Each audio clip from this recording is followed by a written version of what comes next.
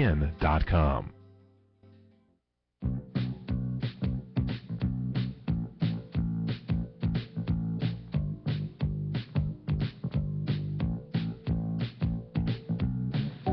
Welcome back here to What's Cooking on CRN Digital Talk Radio, live from Hollywood, telling you all about what's happening in the world of food, wine, travel, and entertainment. I'm Michael Horn. That is Paul Stern. Paul, back in, I don't know, a few years back now, like 5 years ago on Emerald Live, there was a great discovery with Sunny Anderson. She was a guest on that show. She also hosted a series of foodie moments. She was on the Gotta Get It show. She's got a new show on Food Network on the weekends called In the Kitchen, and we're honored to have with us celebrity chef Sunny Anderson.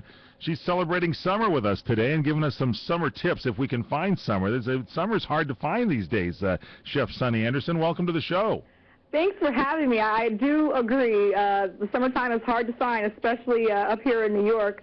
So sometimes I like to tell people I'll find some snow tracks to my grill out in the wintertime. Who cares? I'm trying to cook out. That's right. So let's say cookout tips instead of summer tips for you. What do you have for us today?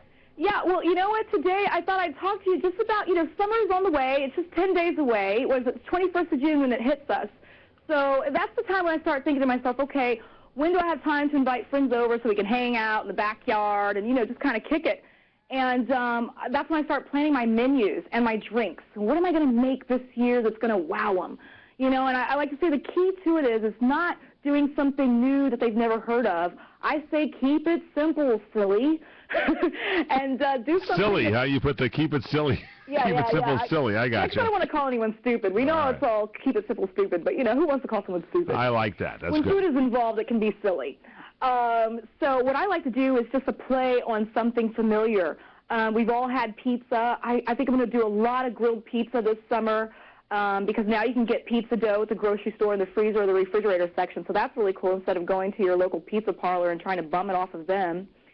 And, who really wants to make your own pizza dough in the summer, right? No, you don't. No, you don't want to do that. So you say get your own pizza dough, right? Yeah, I say that, and you know what? You might be thinking, oh, she's going savory. She's thinking pepperoni and tomato sauce and green bell peppers and black olives and mozzarella. Well, I'm not against it. I think that's great. You could set it up like a bar, and people could do that. But I love a sweet pizza. And the way you do that is instead of doing tomato sauce, you use preserves or jam or jelly. And then you top it with, instead of pepperoni or peppers, with pears and peaches, plums, and apples that are chopped up. And that makes a yummy dessert on the grill that people will really be surprised with if you've never done it. You've got to give it a try. So first off, I think people don't even think about making pizza, and the first is because of the dough. So you're saying get the dough already done, but you're saying the topping, instead of a regular pizza, put some sweet like jam or jelly on there and then fruit, and it's a dessert pizza. I think that works. I like that. Yeah, that is the way to go. And if you have any kind of chocolate or caramel syrup around that you usually make chocolate milk with, or maybe some powdered sugar you want to shake over the top at the end, that's the way to go. You can also just use like lemon juice, a little bit of water, and some confectioner's sugar and make a glaze. I mean, there's so many neat tips, and I've got them all available at coolestsummercookout.com if you're kind of trying to figure out how to jazz it up this summer for your cookout. So you actually have put these tips on a website. It's coolestsummercookout.com? I got together with my friends at Lipton. I grew up drinking them, and now they've kind of grown with me. They've got all these neat new flavors, and I love to kind of just play with my food and make new recipes. So there's some tips and recipes on there for making your own ice cubes with, instead of water, with tea and fruit infused, and putting gummy worms in the ice cubes, or a licorice loop, and making maybe your daughter or son a ring to play with. I'm going to put a ring on it at the cookout. Yeah, I have a question for you since you're on the show, and we were talking about Lipton here. Recently, I had my home tinted for pest control, and had to go through all my cabinets, and discovered a couple of jars of some powdered Lipton iced tea drink that I believed was beyond the expiration date. Can you still use that? Do you know? Is it still all right to go ahead and use that beyond? Is that just a sell date, or is that the expiration date of the actual product? Well, I would go with the expiration date and listen to that. If it feels bad that you're throwing out product, that's okay. You can go get rid of the ice cubes. But yeah, just made some iced tea ice cubes. Get rid of them. Yeah, okay. Yeah, you know what? And don't make it with powdered tea. I would so make the ice cubes with this sparkling green tea that they have out now. It makes a really pretty cube, and as it melts into either your water or your tea, it infuses the flavor. And if you're putting the ice cubes in tea, it won't dilute it with the water from the ice. What is it about the green tea? I'm hearing sports celebrities and health nuts, I don't want to, or health aficionados, don't want to call them nuts since we're saying keep it silly, that kind of thing, saying that green tea is better for you. Is it really the benefits of green tea? Well, it's the antioxidants that they're talking about in green tea. There's more to go around. It's a healthier thing. It promotes good skin tone and healthy living. Antioxidants are where it's at these days, and that's where you can get it in green tea. And it's really cool that it's sparkling. Whoever thought of sparkling up some green tea? Yeah, that would be actually pretty interesting. All right, it's so I got really to dump the powdered and get new stuff there. All right. Yeah, the powder is good too. I've got a canister of powder in my pantry right now. But yours is not expired, is it? Am I right, yeah, Celebrity Chef Sonny Anderson? No, because I plow through it. I plow through that thing. I tend to store. I send a pack rat a little bit and discover these here. Did I see you on Hoarders the other night? Yeah, that's me. That's me right there. And, so there's a good chance to kind of clear things up. My cupboards are quite bare, I have to say, so now I can selectively shop. Let me ask you this.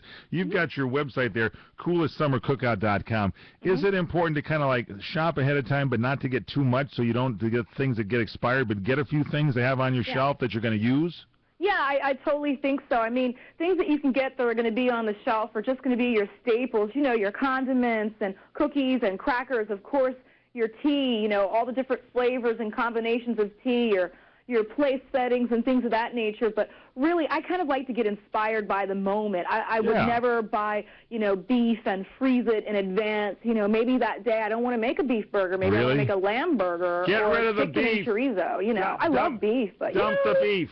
Apparently. I have some of that also. I went through the freezer as well. Now, I did also, and the office is enjoying this because I shared this. I discovered I had not one, but two, because I like to go to the big box stores of the Lipton bag tea. I was able to get that, the brisk tea, the traditional Lipton tea, and brought that into the office so that we can make our own teas there, too. Now, that lasts a long time, doesn't it, in the tea bag? I couldn't find an expiration date on there. I would just keep those in a cool, dark place in an airtight container. And airtight. It was airtight in a bag, all tightened up real tight. So I'm sure that's good. And that's very good tea. Sometimes people that drink a lot of coffee, you snap onto one of the regular tea bags. There's caffeine in tea as well, and I think that's better for you than the coffee sometimes. I agree. And let me tell you something. Have you ever tried their cold brew tea bags?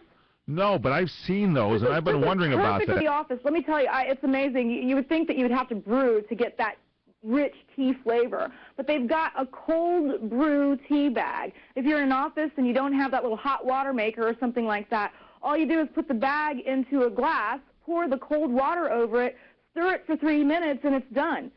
This is, to me, perfect also for the summertime if you don't want to heat up your kitchen unnecessarily. You can make a full pitcher of tea from their cold brew bags. It's so cool. What about those kits you can get for summertime that make the sun tea where you actually brew it slowly outside? Is that kind of fun also? Yeah, sun tea is lots of fun. As a matter of fact, if you ever have a hard time making like the perfect pot of tea or the perfect brew, we've got those tips on the website as well at coolestsummercookout.com. When I was growing up, we used to always make sun tea, but the thing there is you've got to be very careful to clean the container from top to bottom, sterilize it because it could be a breeding place for botulism. Just do some research online before you do it. You don't want to make anyone sick when they come over to your cookout. We leave you with that one, ladies and gentlemen. Do not come to my house for sun tea. No, everything is fine. That's good. Tips are on coolestsummercookout.com. Celebrity Chef Sonny Anderson, thanks so much for being with us. We continue straight ahead on What's Cooking from CRN.